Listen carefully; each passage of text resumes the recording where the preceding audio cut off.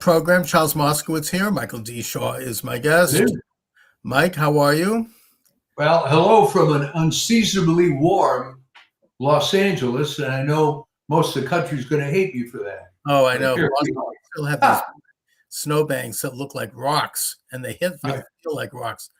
We have three stories I want to cover tonight. The first one is the incredible and triumphant State of the Union address, which I imagine you watched. I watched all of it. Oh, yeah. The second one is what's happening as we speak in Iran. According to Axios, which is a pretty good source, there is a coup d'etat going on. That a militia has pierced the walls of the Ayatollah's fortress in Tehran.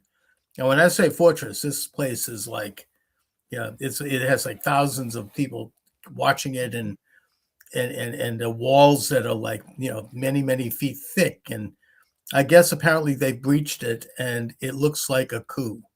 Now, I don't know any more details than that, but it seems like the pressure is on, both internally and certainly externally, with the U.S. flotilla right off the coast. And the third one is actually a pretty good piece of news. Nick Shirley, you know who he is. Oh, yeah. He's coming to Boston. Oh, Yes, he's coming, and he's doing it. I feel like I want to reach out. Maybe is he bringing his sidekick with him? I like that guy, David. I don't know. Yeah, I don't know, but he's coming. He's coming with his camera. I feel like I want to put him up in my guest room here, Yeah. and see in any way if I can help. But he's doing a deep dive in Boston, and this is big. But I want to talk first about the State of the Union. Oh, yeah. It was absolutely incredible. It was triumphant. Trump, I think that liberals forget about the fact that Trump is a TV star. He knows television. He knows how to look. He knows how to do. He knows how to perform. And he set the thing up with like a TV style pace, where he started out easy and he got into, more conventional things.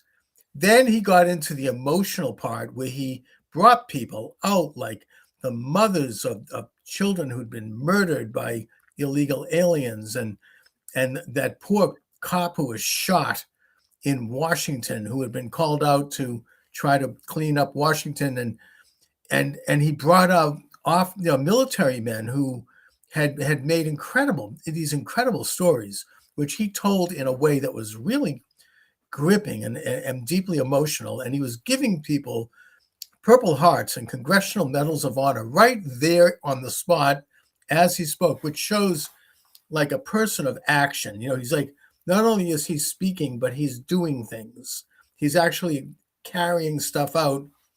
I'm surprised he didn't bring up a couple of executive orders and sign them while he was up there. Yeah. Right? I mean, but then he kind of really set the trap in that he kept calling out the Democrats who sat there looking, scowling and looking like a bunch of shriveled prunes as they sat in the chair squirming, as he would call out different issues that he had tested in advance as non-controversial issues that they rate on the consistent polls 80-90% support, both Democrat and Republican. Things like voter ID, things like deporting dangerous criminal illegal aliens, other issues that are generally supported by the majority. And he would call them out, and people, of course, the Republicans would applaud and stand up, and the Democrats would sit there, which did not look good at all. But then what was even worse, that was all true. Yeah. What was even worse is the Democrats were all such weenies that they kept looking around to see, should I applaud? Should I stand up? Which was really pathetic. Yeah, it looked even worse. I mean, but then the climax of the thing was when he said, I want people to stand up if they agree with this statement, that the elected government, the primary role of our elected government is to protect the interests of the American citizen and not illegal aliens. And they would not stand up for that. And it looked so bad. And the way Trump played that, he knows how to do television. He just stood back and he let the applause roll for a long time. And he just let it continue rolling. And I remember reading, I probably have talked about this before, but I read an interview with the actor Clark Gable, who talked about why he was a good actor, why he was able to do movies. And he said that because he knew how to do like a slight movement on his face that could convey a whole scene, like a little move of the eyebrow, a little. Frankly, my dear, I know him. Yeah, right. And somehow you would get it. It would convey something. And also on the left, I remember the late Peter Jennings. I mean, the guy was to the left of Stalin, but he liked to keep an image of objectivity. He would just read the news, and I was very proud of that. I don't really comment, but he knew how to do like a little wiggle of the eyebrow when he'd read it, just a subtle thing that would let everybody know, even subliminally, that what he was getting at. And it was very impactful. I mean, a good actor knows how to do this. It's a very slight nuance. Trump knows how to do that. He did it. He didn't need to do it, but he did do it during the debate with Biden. Rather than, he could have easily pounced on Biden and it probably wouldn't have looked good. And that's what everyone was hoping he'd do. But instead, he just kind of stood back and he let Biden just melt down. But he would like shift a little, go like this, like, right? I mean, just a little. And it just was devastating. And you have to watch, it's hilarious. You have to watch his expressions while the Republicans were cheering and standing up. Well, it was a combination of watching his expressions and seeing the Democrats fall into every single trap. Every single trap. This is why I'm saying that they were so stupid, really. I mean, they were so unprepared. Don't they know that Trump knows how to do this? And they just looked so bad. And he was like, oh, okay. And then he finished them off. He says, well, this is, you're not standing up for that. It's like, what is this? Think about this. This shows how insane they are, that they could not. All they can come back with, here's a big surprise, folks. The comment about supporting citizens in favor of illegal aliens, right? That is the only thing Democrats could come back with was racist. So it's like when you pull out the old playbook from 1964, give me a freaking break. It doesn't fly. Nobody believes that crap. Yeah. It's obviously old. It's like they just and they continue to like mire in this. And I think that now, according to Steve Turley, who I think is in touch with a lot of pollsters, and he looks at he's a statistician and he's a sociologist. He looks at this very scientifically. That Trump got a big boost from that speech, and the Republicans hopefully are going to take that and use that to take the midterms. I think John Doyle has come out, and he's a young conservative commentator, YouTube guy. He's come out and said, "Why are people so tight about what do we do after we lose the midterms? We're going to win the midterms." I think they're going to win it big. Even like it shows that even like in Virginia, which is very blue, the Spanberger, the minute she got in there after having run as a moderate, she immediately is trying to ram through this new redistricting map, which leaves one district for Republicans. I mean, the state has generally been 5 Democrats, 4 Republicans. Now it's going to be 9 Democrats, 1 Republican. Right. And polls are showing that the people are not with her on that, even Democrats. They're just not buying it. It's not working for them. They're going to have a referendum on that, and they're rushing it through before the midterms. It's not going to happen. Well, here's the question. Okay, because remember, I lived in Virginia for 18 years Yeah. and saw it go from fairly reliably red to blue. Yeah. Um, who the hell is voting for these people is my question. Beyond the DC corridor, Right. Fairfax County, Arlington County, Loudoun County. Well, that's a lot. Beyond that, That's a lot of people, though. I mean, that's a high. it's a lot of people. Yeah. And I think they have. outside influence. And I'll tell you something. My wife, for many years, was a teacher in Fairfax County, and boy, did she retire at the right time. They've gone so woke now. Exactly. It's unbelievable. But even there, they're not. But even the Democrats see that this is unfair. Yeah. It's just not going to happen. So these are all very positive signs. The Republicans have now won several local races with big margins. And I think that with that State of the Union address, I think that they now have momentum. The biggest problem they have is the rhinos headed by Thune. I don't know what the hell happened to him. I remember seeing him when I was running for office back in 2004 at, I think it was the APAC. And back then, he was a real conservative. I remember I watched him deliver a speech. There was a lot of references to Jesus. There was a lot of Christian references. I mean, he was. Well, let's call it the Earl Warren effect. Yeah. Right. Earl Warren, before he was a Supreme Court Chief Justice, yeah, was a governor of California, fairly conservative guy. And then the expression is always used, he grew in office. I think what happened with John Thune, they start trying to live up to the BS. Okay, well, John, you now have to become more of a statesman. Hey, you know what? People don't like talking about this, but it happened to Barry freaking Goldwater. Yeah. Right. Yep. And they get used to the kind of the social scene. Their wives get used to being invited to parties. They get, their faces in the newspaper. People think, it's very alluring. It's very addictive. I think that when Nixon chose Blackmun for the Supreme Court, and he started out as a conservative, Nixon had him over to the White House, and he had him for dinner, and they talked, and he's like, are you prepared to be ostracized?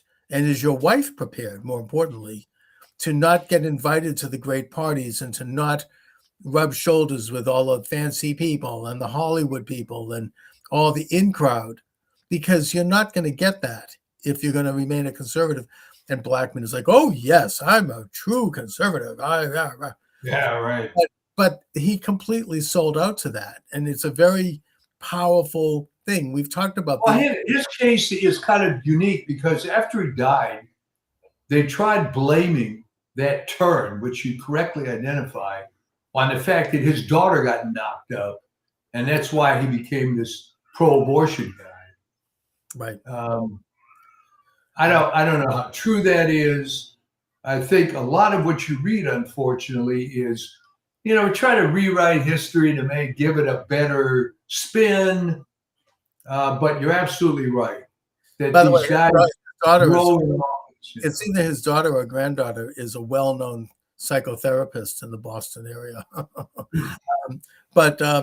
Yeah, I mean, it's they get sucked. I mean, I think that describes Thune because he is not really with the game here. I mean, he's obstructing the passage of the voter ID, which is supported by 90%, including Democrats, and yet he's the one standing in the way. Well, there's a darker side to it. He could be being blackmailed by somebody. Yeah. I mean, one of the reasons you need term limits is these guys all go bad eventually. Okay? I mean, was he on Epstein Island or something? I don't know. Yeah. I mean, who knows? Who knows? I mean, that seems to be a spreading thing. But it could be that, some skeleton out of his past, whatever it is. That's what happens. Blackmail, yeah, it's very powerful. And again, this is why you don't want people, even if they're supposedly good, you don't want people in forever. You need new ideas. You don't want someone to be a career politician, but it inevitably happens. Yeah, I mean, They this all go bad. I saw it. That was 20 years ago. He's still there, and he's now the chief Republican, head of the main guy. So yeah, I think that's the main obstacle, frankly, that Republicans have, and I think that at some level, people like John Thune, and I'm not singling him out because there's a bunch of them. This one Bacon, he's pretty bad. Oh yeah. Well, I believe this is his last term. Yeah, and a couple of others. I mean, Mitch McConnell. I mean, it's really awful. I mean, he's like barely, able to stand up. Well, I mean, the thing with him, which makes him more despicable, he wouldn't even be in office now if it wasn't for Trump. He was losing the election, the primary. Everybody forgets this, but Trump stood up for him. He turns on Trump.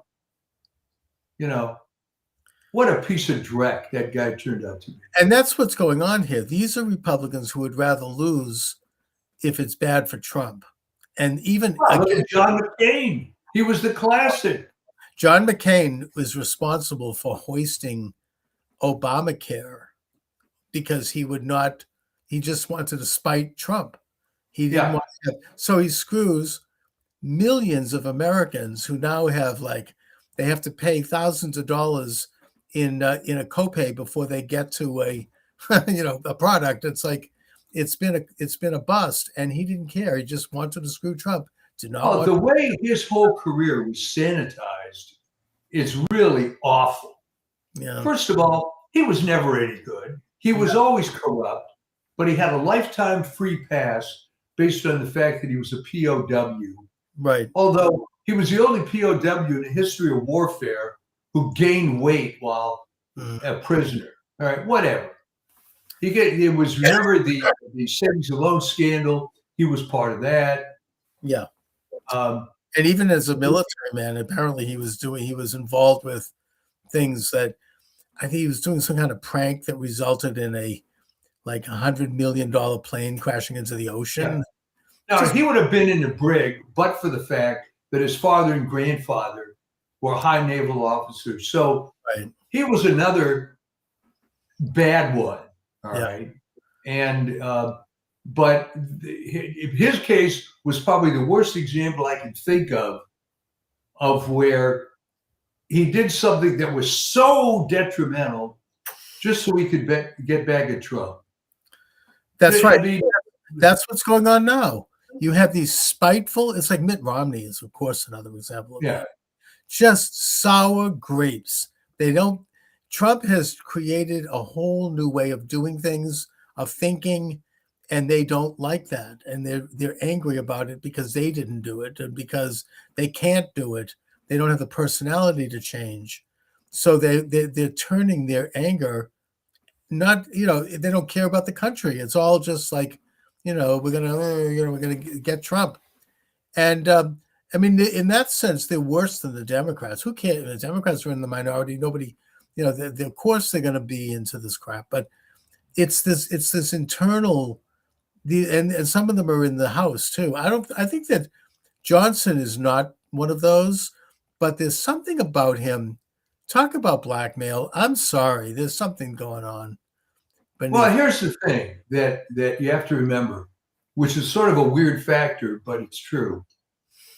The worst Republicans tend to come from deep red states. Okay, why?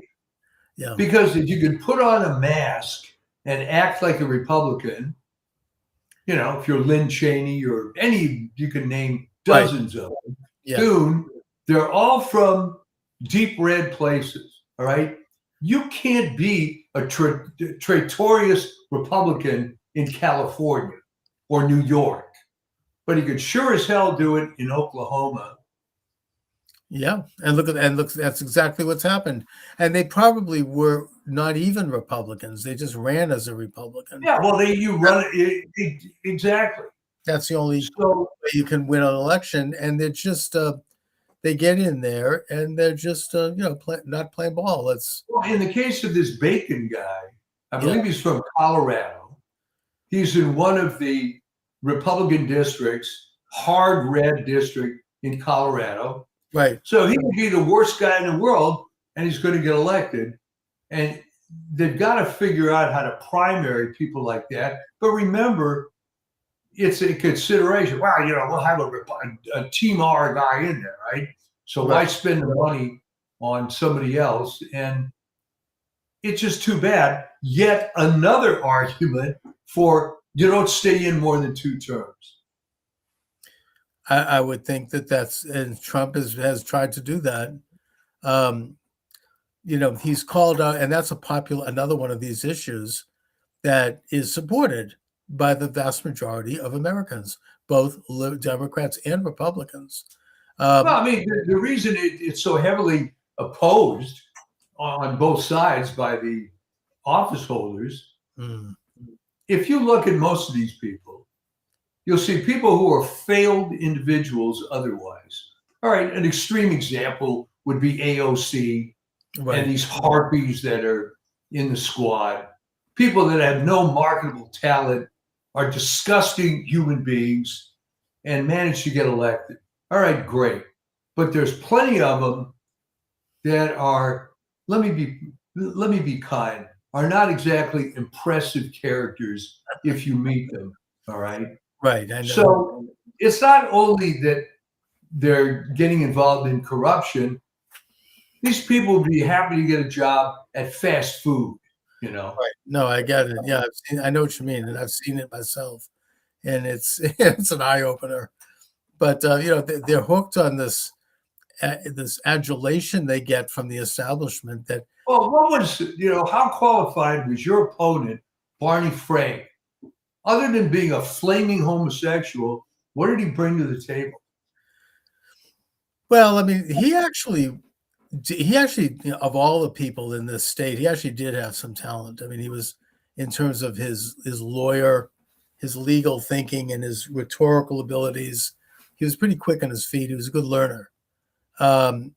Totally corrupt, of course.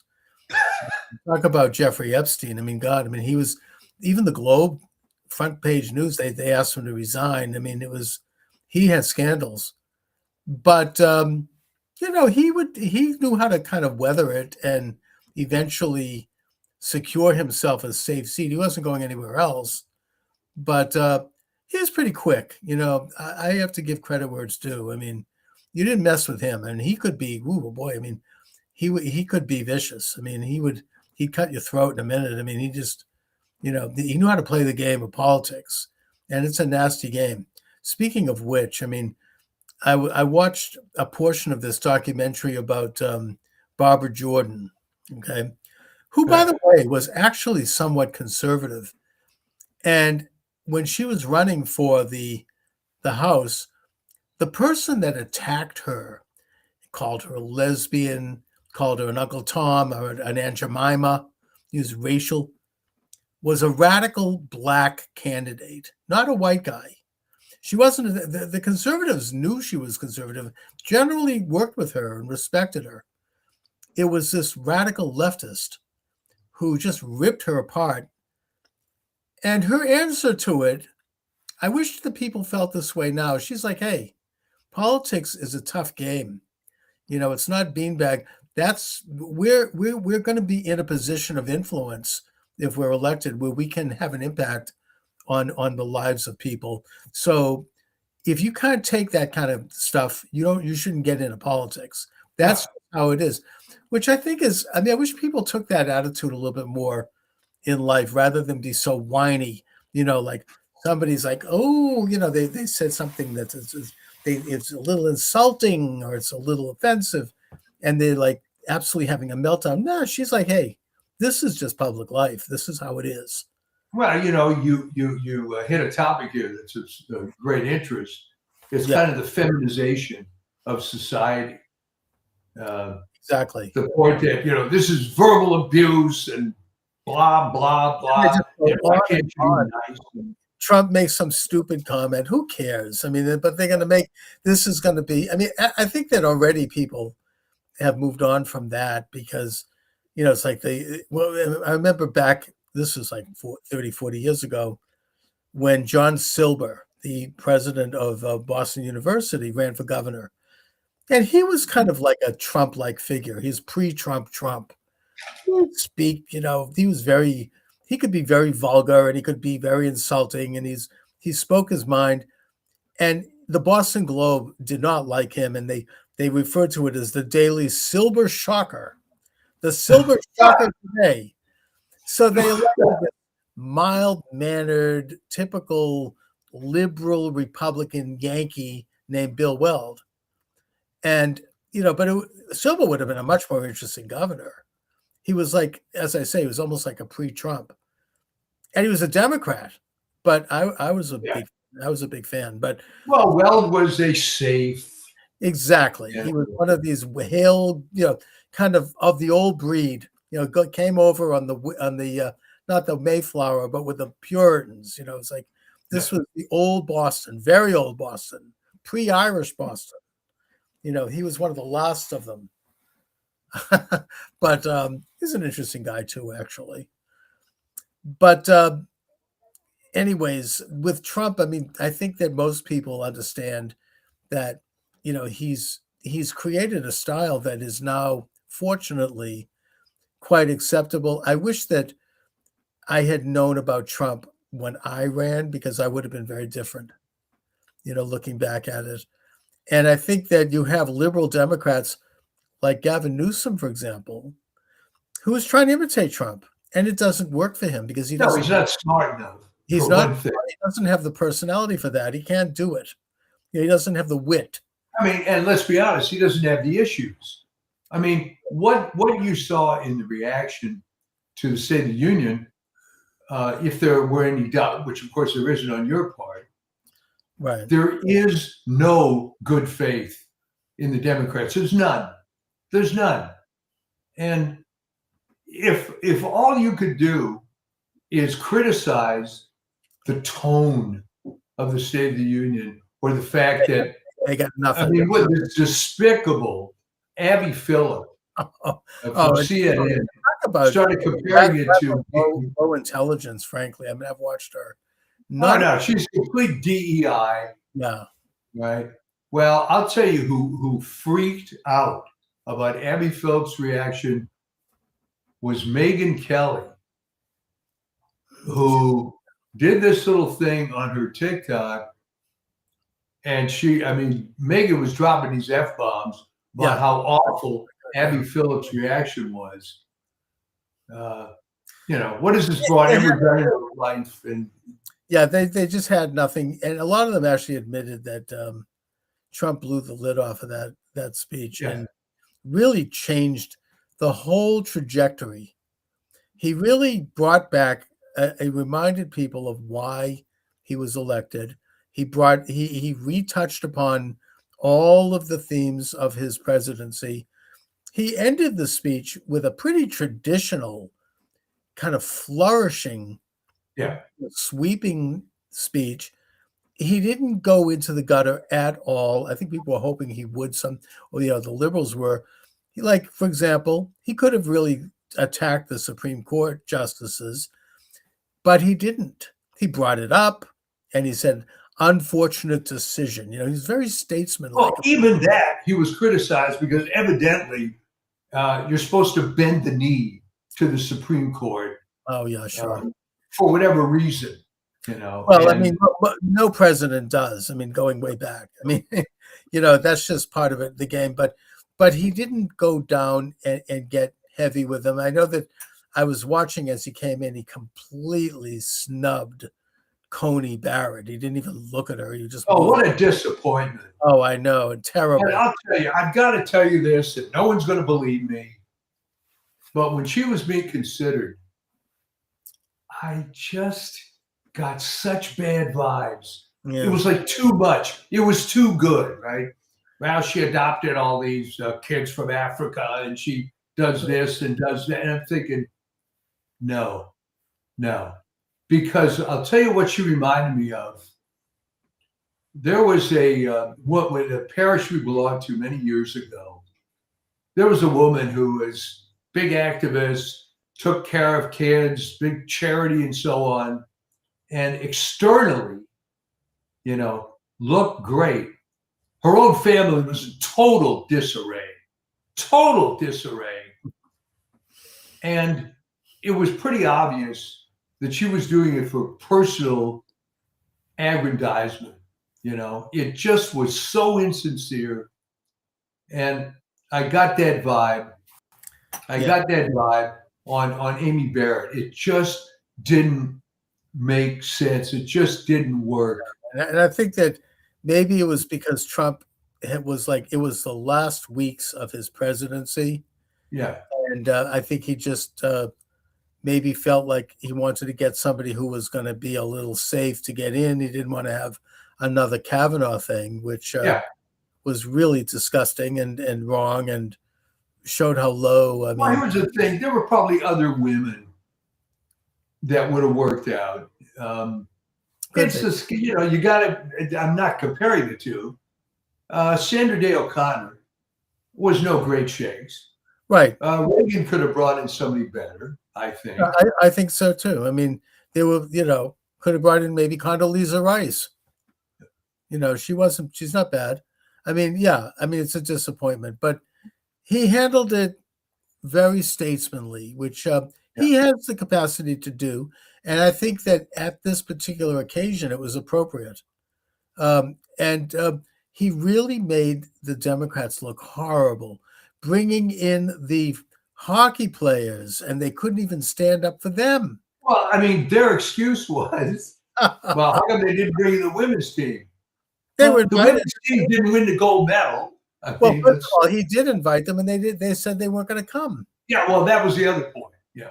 Yeah, I mean, they were invited. They just, we have something else to do, right? I mean, apparently the head of the women's hockey, I heard her speak. She's another one of these, kind of, I'm sorry to use this word, but shrew. I hope I don't get shut down on TikTok for that. Well, another point that I talk about that other people don't is the hegemony of lesbians into women's sports. It's been a disaster. Right. No, it's especially in tennis, right? But well, you say that, but at least Navratilova was never that obnoxious about it. No, and she actually has come out and condemned the idea of men playing in women's tennis and in women's sports. Generally. No, I mean, by the same token, Billie Jean King didn't make a huge point of the fact, I'm a lesbian. No, I mean, everybody knew she was. She didn't make a big deal about it. Right. Now, there is this, skier, this Glenn, talking about LGBTQ issues and so on. People are tired of it. And, the main reason the WNBA hasn't made money for 30 years is that nobody wants to watch awkward lesbians running up and down the court. I mean, that's just the fact. Right. So, and then you have this one, I mean, not to go into a topic, but this one straight white girl, who I mean, I forget her name now. And she's physically assaulted during the games. She's attacked. One of the best basketball players out there. I can't even remember her name. Well, Caitlin Clark is who you're talking about. Exactly. The other thing is that, these female so-called stars in the NBA are hyped and hyped and hyped. But now you're seeing these great videos. That's the beauty of YouTube and these other platforms. There's censorship on YouTube, but not as much as there used to be. But here's the thing. There'll be these pickup games or one-on-one, and the one that just blew my mind, I'm not talking about some male star. I'm talking about Joe Nobody, high school basketball player, takes on one of these lesbo WNBA stars, beats the crap out of her on one-to-one. it was just amazing to watch. She's Right. so frustrated. She starts following him. It's like, okay, there's a difference between men and women, how they play. And it's like, you know what? She ain't that good. She's not that good. So, I mean, can you imagine what happened if he decides to put on a dress and play as a woman? well, this is the other problem Yeah. is that guys like Andrew Wilson are claiming with some validity Right. that he talks about this whole thing called FemCon, that these so-called conservative women are really feminists, and the only reason they voted for Trump was they began to see that the feminism movement, which was probably always, had lesbian roots, now was going with the trans thing, and they realized that this was not working for their sports. So all the women that were tired of getting the crap beat out of them by these trans players figured that Trump would do something about it. I mean, the most egregious case was Megan Rapinoe. Right. On Yeah. the very day she retires, then she comes out with, oh, yeah, they ought to bring in these trans guys to play in women's soccer. She doesn't care. She's done. By the way, She's had her overly long career. I just got a warning on TikTok. I think it was this subject. Oh, no. I wasn't paying attention. I just looked at it as it's a warning. I don't know what triggered it. I'm pretty sure it's this topic is a no-no for TikTok. Well, maybe we better get, we've made our point. I've made my point. It went out there. That's fine. Whatever. Yeah. But I think, to get back to it, it was a success. The other thing Trump did that was kind of sneaky was he ran the thing long, knowing that by the time Abigail Commieberger is able to give her response, it's like 10:15 p.m. Eastern time. No one's going to watch it.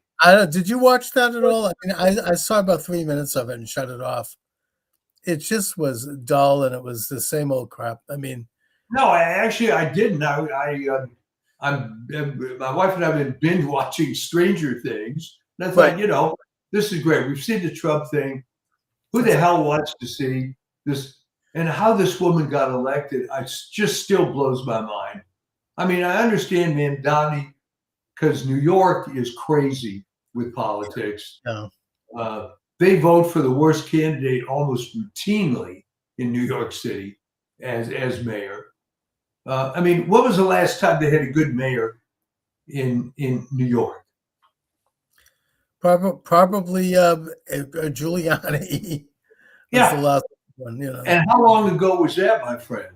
That was about 20, 25, 30 years ago. Yeah. He was a great mayor. Yeah. No, I didn't want to partake, but I knew that if I picked up the LA Times the next day, I'd get all these liberal articles attacking the nasty tone of Trump's speech. Not going anywhere. He has moved. I really think it was triumphant. It was, and even a lot of them are admitting it. I mean, he was at the top of his game. I think it was the best speech, probably with maybe the one exception being his inaugural address in 2017, which was the best. I mean, to my way of thinking, it's a short speech, just like the Gettysburg Address was a short speech. But it should be required reading for every high school student. He just knocks it out of the park. The second inaugural, not so great, but that first one was just gold.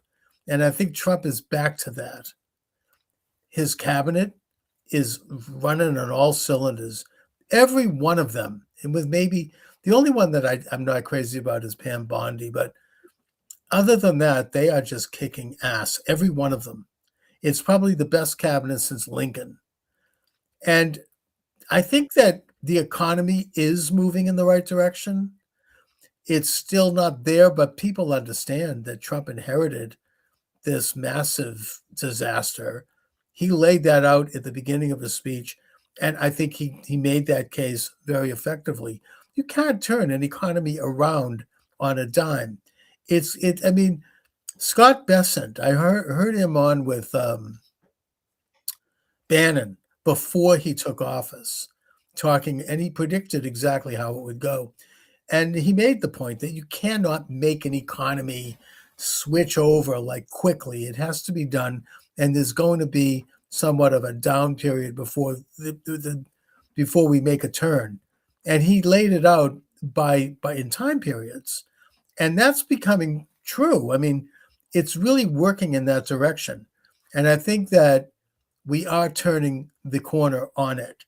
It does appear that inflation has peaked and it's starting to come down, that the tariffs is a policy that works and works well. I mean, even the Biden people didn't touch Trump's tariffs from his first term because they were working.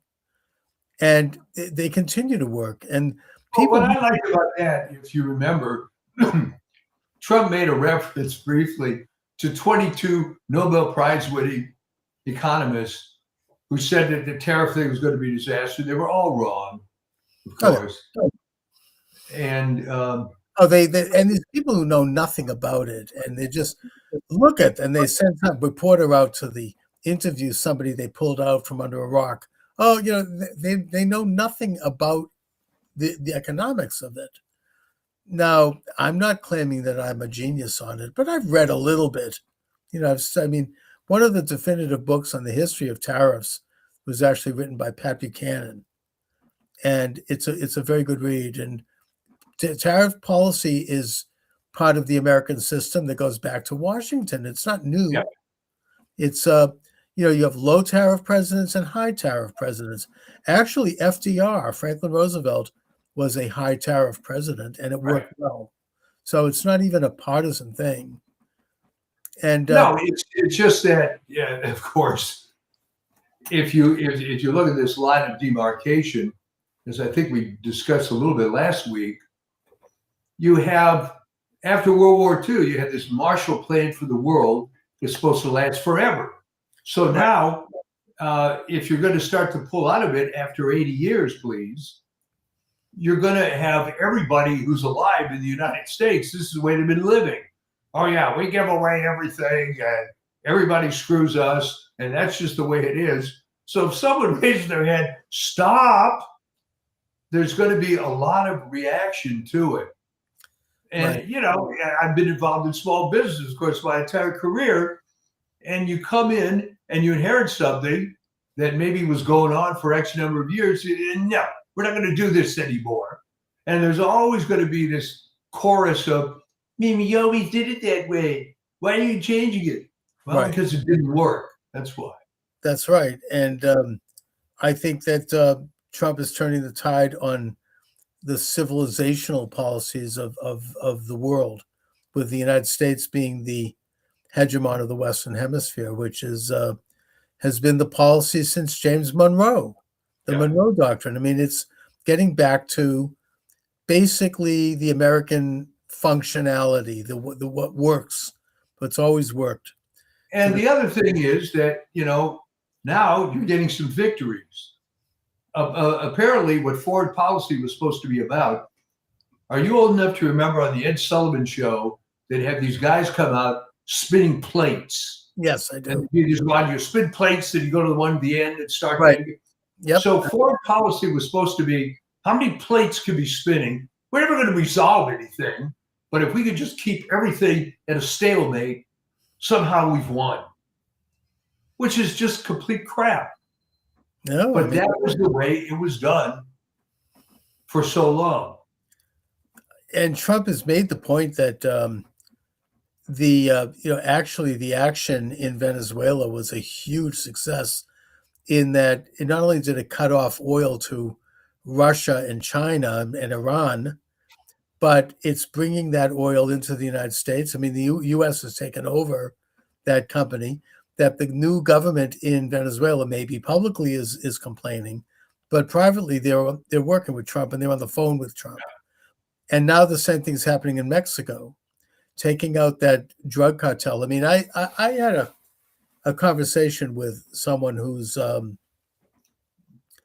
brother works for the FDA in Massachusetts, and he's in charge. I mean, I can't go too much into details because it wasn't a public conversation, but he's handling Lawrence. The city of Lawrence is the epicenter for drugs in New England, and it's a very Hispanic city. You people don't speak English. The mayor doesn't speak English in that town. He needs a translator. When did that town turn? Because I remember when I was a student in Boston, Lawrence was just another, suburb. Lawrence has always been like a factory city. Yeah. It's surrounded by very nice suburbs like Andover, Yeah. Lawrence itself is a tough place, and it's sort of where these drug gangs are operating. And he told me that one of these drug gangs, and I think it's the one that they just took out the head of, this Menchu, is so wealthy and sophisticated. They have helicopters, they have submarines, they've got tanks, they've got every kind of modern weapon. They funneled weaponry from Ukraine, frankly, that we gave Ukraine, and that they're literally a huge army. And I think that Claudia Sheinbaum is working with Trump privately, quietly. And I think she's afraid. I mean, for good reason. Well, she's trying to save her ass because I mean, these people they she don't was connected with these narco gangs. There's no doubt about it. So now she's putting her finger in the air. Which way is the wind blowing? And I think everybody realizes that taking out of this Mencho character was a CIA operation, and that's fine. So again, everybody before was talking about this sort of status quo, keeping the plates in the air. Let's control the drug gangs. Let's not actually defeat them. That would be too masculine. We have to have this kind of feminized. Well, can't we just all get along and hold hands and sing Kumbaya and don't kill too many people and don't bring in too many drugs and we'll be okay. No, I mean, Trump has gone in and he's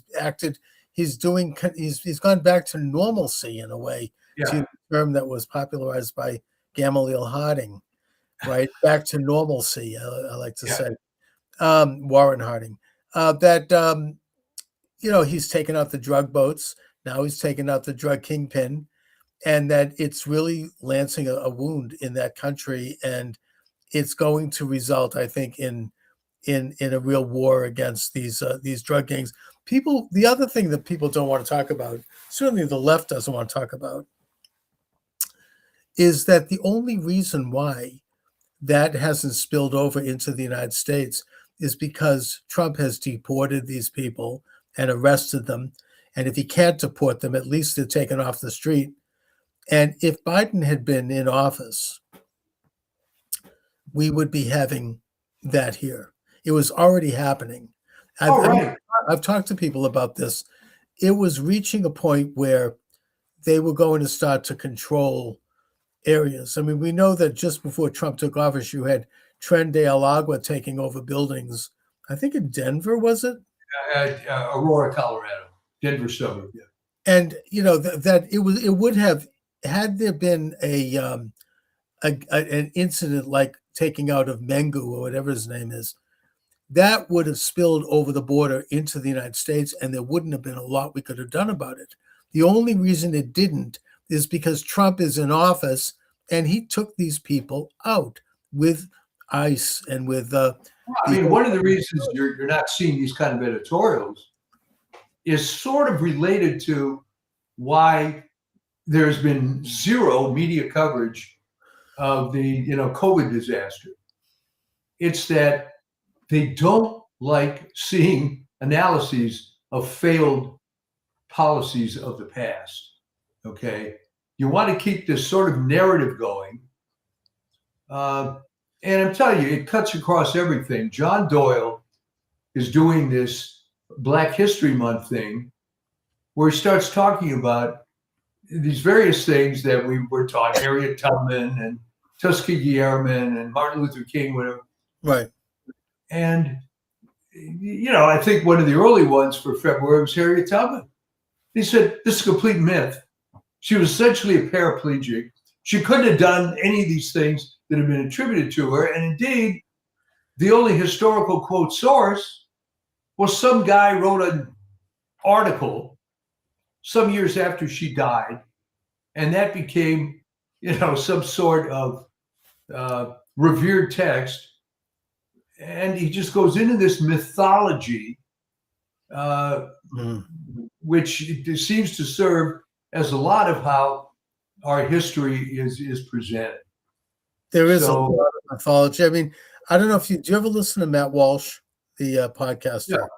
He's going into a lot of this. He made the point that the United States internationally is blamed for this great sin of slavery, which is obviously not a good part of our history. However, he makes note of the fact that less than 3% of the Black slaves imported into the Western Hemisphere were imported to the original 13 colonies. It really was mostly, the Caribbean and Brazil that took the bulk of the. And there were other things that he brings up that kind of shift the narrative away from this idea that the United States is the one that's guilty of this and that we have to pay for it and that we should be, never mind the fact that there was a civil war and that it was abolished, putting that aside. And by the way, Massachusetts was the very first government in world history to abolish slavery. And that was during the American Revolutionary times.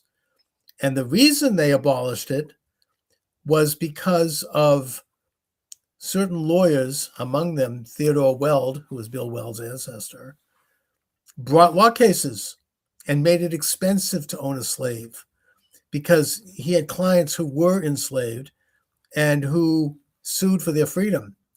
And he was winning those cases, or he was making it so difficult to own slaves that the state decided it wasn't worth it anymore. So, I mean, it shows that, whatever happened to the revolutionary spirit of Massachusetts? It's an incredible history. It sure is.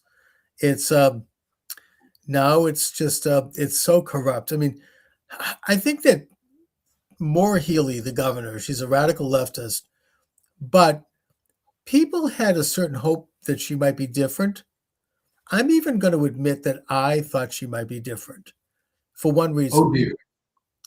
And that reason was because she's a female lesbian. She's a woman and she's a lesbian. And I thought, look, maybe she's a little bit outside of the usual Irish hack, that has run this state for all my life, which with all the people on the payroll and the corruption and the arrogance. But she hasn't been any different. She's just that. She's worse because apparently, and I'm not surprised, it's just so corrupt that they spent $2.5 billion over the budget and nobody's talking about where that money went. And then, I wonder. Yeah. Well, it's not only were they paying for all of these illegal aliens to put them in hotels, they're calling them the Healy hotels. And these hotel owners made a ton of money. And then they hired caterers to feed them. This Italian caterer in East Boston got a contract, 3 meals a day. I mean, $100 a day paid for by the taxpayer. They got debit cards. They got, travel expenses. It's broken the back of the state. And eventually, have you ever wondered, how is this politically sound? Well, not only how is it politically sound, but I don't understand, and it's never been explained to me. I mean, we could even talk about this in Europe as well. What is virtuous about this? Is this liberalism?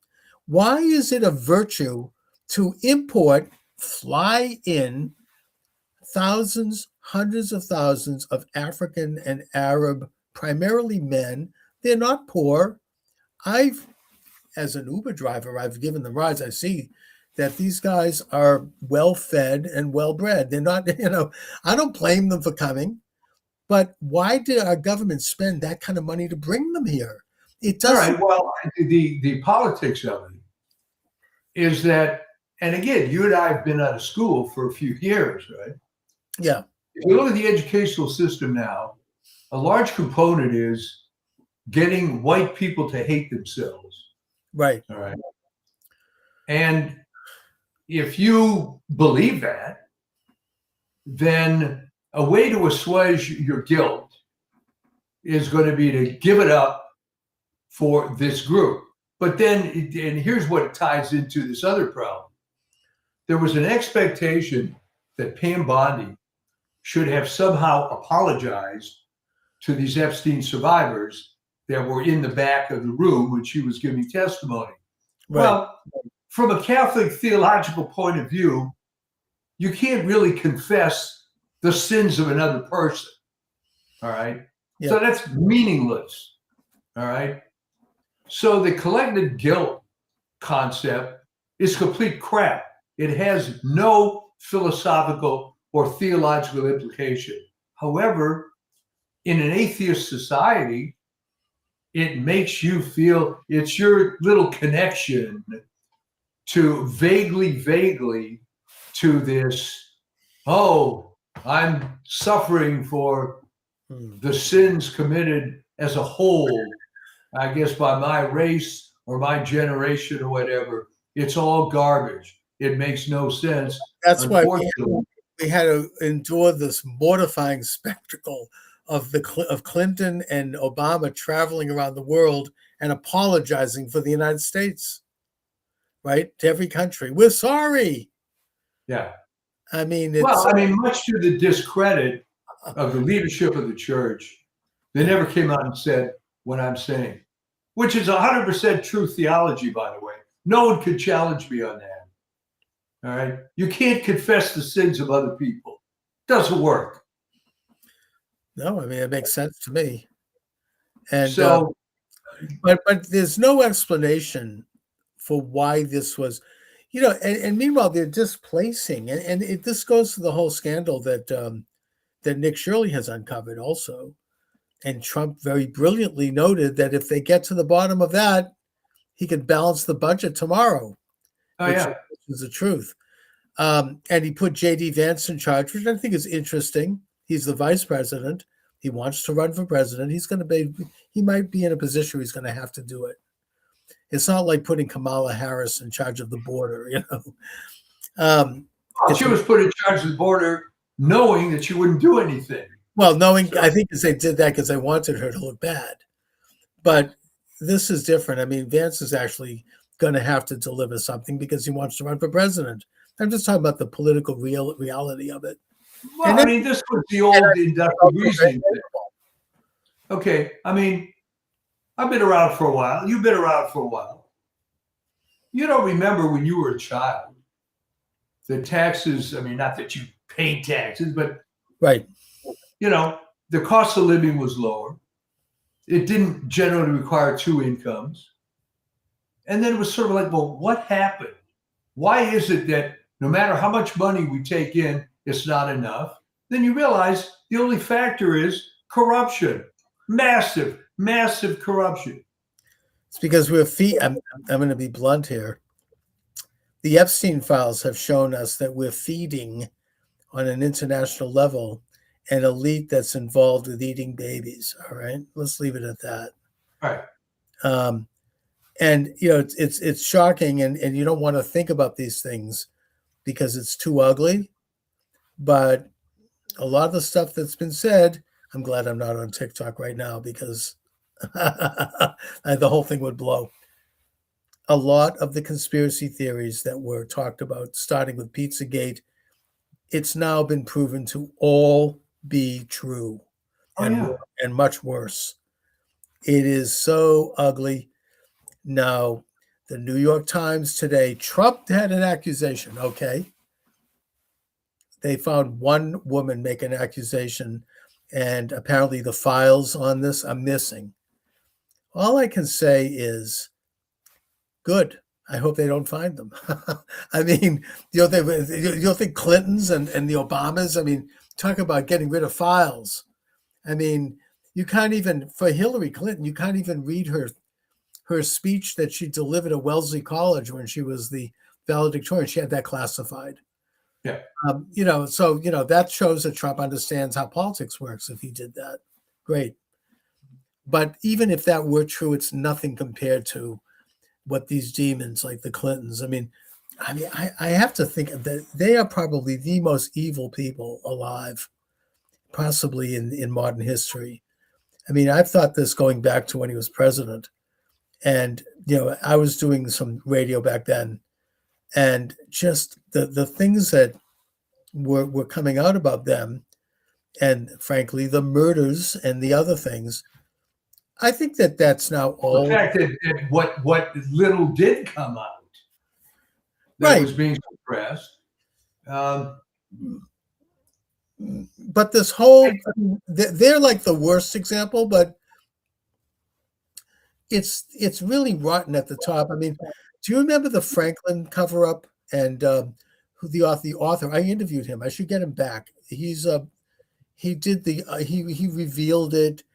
It was this whole Republican thing. I mean, under Reagan, and it involved like homosexual slaves, and it was just an ugly, ugly scandal. The Epstein thing is actually, it's like the Epstein thing, except it was in the 1980s. Right. And I'm bringing it up only because it's pervasive across all elites around the world, actually.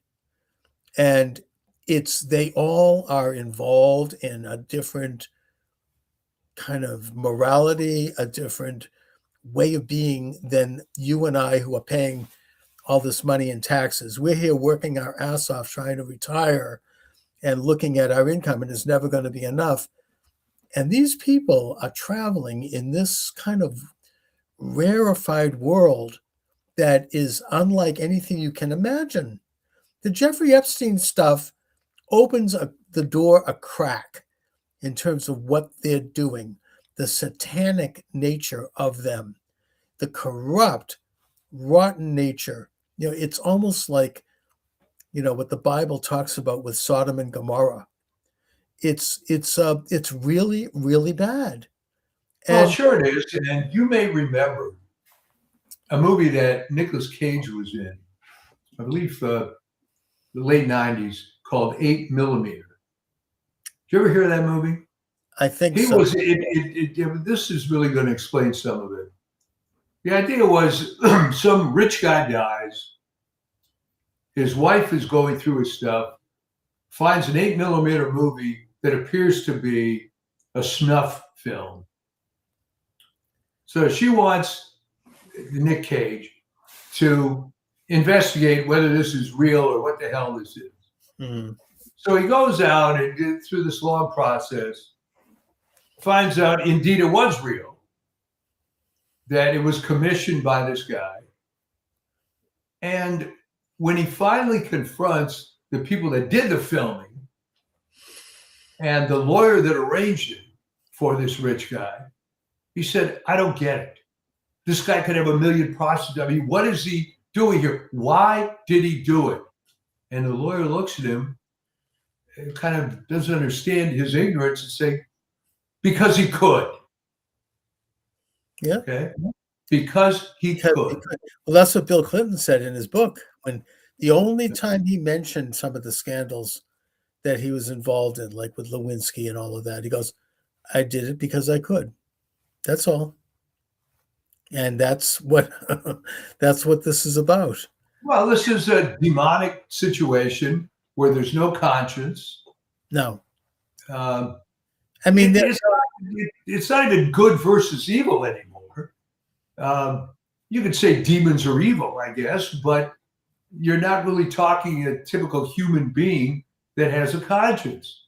And if you're, have fabulous wealth, you've been given everything, not only your life, but 5 generations before you, you have a different outlook on the world.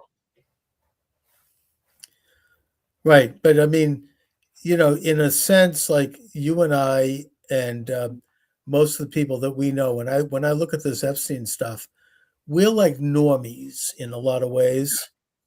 We just assume that good is good and bad is bad. We know the difference. We know, I mean, no, none of us are by any means necessarily paragons of virtue, but we understand, certain realities. I mean, it's like based on certain basic moral understandings.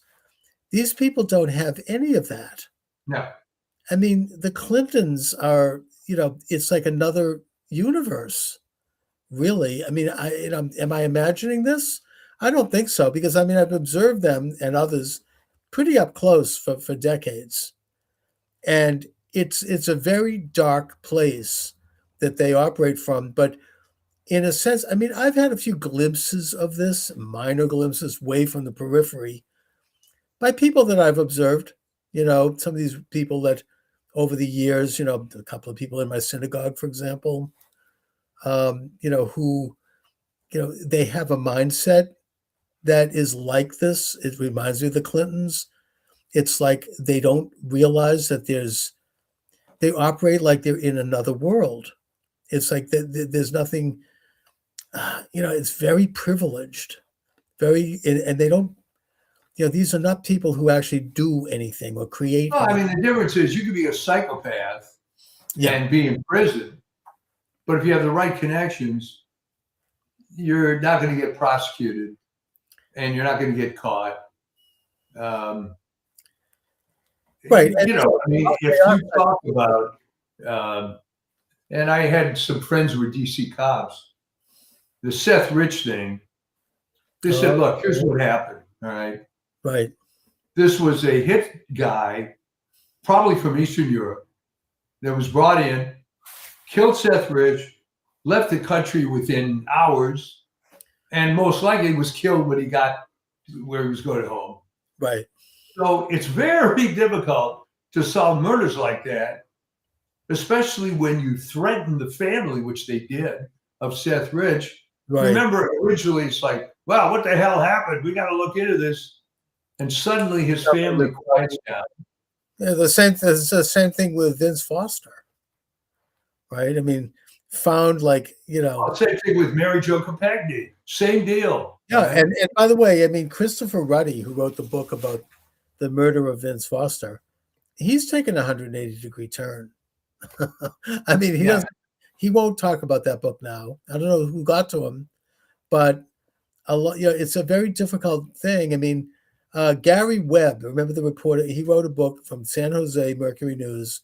He uncovered the connection between the government and the gun running to the Contras, and then introducing drugs into Los Angeles on the street, and all of that scandal back in the 1990s. Wrote a book about it, all documented, not in any way questioned. But they did something. He was, he ended up getting a divorce. They got to his wife, his family. They tampered with his, the spying on him. They harassed him, and he eventually committed suicide. Yeah. I interviewed him. I wish I had a tape of it. That this was before the days of the internet, and he was pretty depressed in my interview with him. I could think of a few other people like that. You go out there. Who's his name? Keith. I forget his first name now. He wrote the book Black Helicopters Over America, Mind Control, World Control. Right? These were really Jim Keith, a reporter, a journalist, went to journalism school. He didn't have a particular agenda. He uncovered these things. He documented them very well. I have those books. I interviewed him. He was just a regular guy. I mean, he was doing on his mission. He had to go to the hospital for a minor issue and he never came out. And that was, I don't know. It was maybe a year after I interviewed him. I'm just saying that there's a lot. It's very dangerous to take on this conspiracy, and that's what it is. You don't necessarily come out of it in good shape in this world, and it's scary. It's Well, I this. think the latest example of that was Corey Mullis, That's right. who mysteriously died, and he was the only guy that could have shot down Tony Fauci and this whole COVID nonsense. So, uh, Yeah, good example. and the thing about Mullis was he wasn't really that vocal about it at large. Yeah, if you were in that community and you followed this, you heard it, but it's not like it was front page stuff. He didn't necessarily write a book about it, but he very mysteriously dies. So you got to maybe pick your battles. And I don't know what he could have done differently. I mean, he wasn't really that outlandish about it, but yeah, there's an agenda out there. There's a lot of evil people. And that's why I say you got to stop lying to yourself. There's zero goodwill in the Democrats, number one. Two, Islam is incompatible with Western civilization, Indeed. period. Exactly. Okay. But as long as people try to find this nicey approach, it isn't going to work. I think I remember Ann Coulter, who I don't know what's happened with her. She came on my show once. She's got a Substack now, and she's very fire-breathing. Yeah. Suddenly became pro-Trump again. So, but she said one of her books. I read several of her books, and she said she observed the left has the left has finally found a religion they can admire. Islam. Yeah. Oh yeah. Finally they and yeah, it covered really, a lot today. We have. Yeah. It's rather grim note we're ending it on, but but the good news is that it was a hell of a speech. The good news, very positive. That there's a lot developing, more than at any time I can remember, in terms of the country moving in the right direction. The Epstein files. Look, we're learning more stuff that we've been talking about than ever before. I don't know if that's because it's a limited hangout, or I think that it's real, and I think that people's heads are rolling, and that's good. And Iran, some of the heads have to roll, if for no other reason than to protect the bigger heads. All right. Well, either way, I mean, it gets it's sort of, you have to work your way up the up the rat line. And Iran, that rotten regime, is collapsing, and Nick Shirley's coming to Boston. So everything is good. Well, try to get him on your show or put him up in your house, whatever you're going to do. Yeah, I mean, I want to help in any way I can. I mean, this is incredible. I've been waiting for this in Boston for like decades, for all my life. What a statement that makes about the conventional media. I remember as a kid, a little guy and his friend with a video camera going around beating the crap out of all the elite media. It's incredible. I mean, I remember I was a teenager delivering the Boston Globe as a newspaper boy and reading this stuff and thinking, oh boy, I mean, this is Massachusetts. Anyway, so Mike, but as always, thanks for joining me. Yeah, it was a pleasure, and have a good one, and we will do this next week. Indeed, thanks. All right, take care.